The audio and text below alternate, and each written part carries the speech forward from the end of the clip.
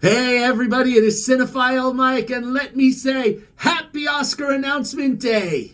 Yes, we have now received all of the nominations for the major award shows this season, and I will be updating that spreadsheet with all of the information. There were some surprises today, weren't there? Some good ones, some snubs.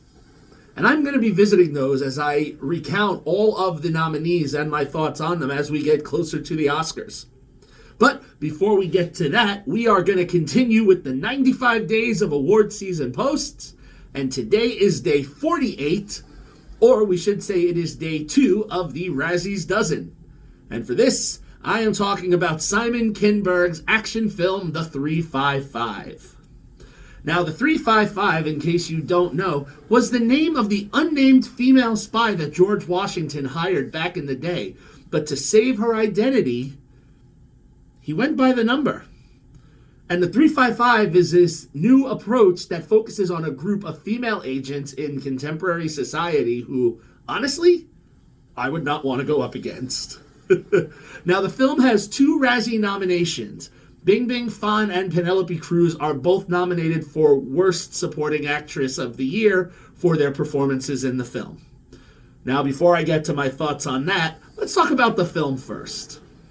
So we have CIA agent Mace, played with the usual intensity that Jessica Chastain brings to most of her roles, is off to retrieve a computer drive that was stolen in Colombia by a DNI agent, played by Edgar Ramirez. Now, on the mission in Paris, accompanied by her partner, played by Sebastian Stan, the drive is intercepted by Marie, a BND agent played by an expertly icy Diane Kruger.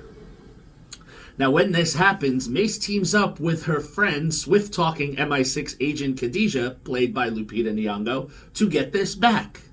Now, as they are embroiled in this case, they ultimately learn that it is better to work with the enemy of my enemy because that person is my friend.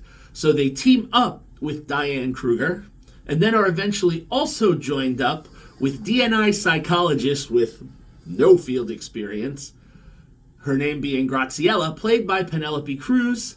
And after an attempt for the 4 of them to get the drive goes wrong, they work together, tracking it to China, where they then team up with MSS agent Lin Mi Xing, played by Bing Bing Fan.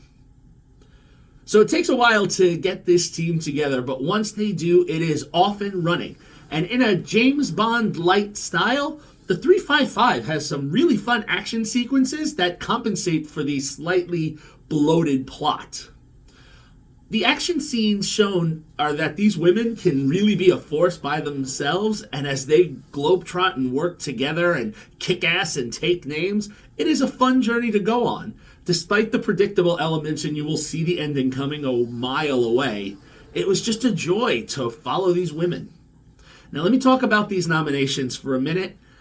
Unfortunately, I feel they were actually pretty accurate.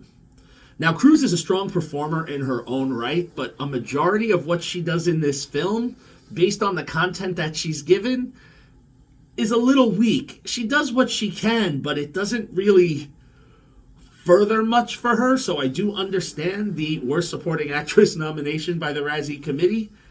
And also, Fawn is a one-note wonder in this film. Pretty much every line she delivers when she's not engaged and embroiled in the action is pretty flat. So they're not unworthy of the nominations they received. So let me say this. While the film, yes, is a bit contrived, it is very entertaining, as I said. Everyone will find something to enjoy and, appreciate these characters as individuals and when they come together. So I give the film a 3 out of 5 stars. Now, if you are interested in catching the 355, you can catch it streaming on Amazon Prime. I look forward to seeing everyone tomorrow as we continue the 95 days of award season posts and continue moving through our Razzies Dozen. But until then, this is Cinephile Mike saying, as always, are you saying it with me? Take a break and watch something new.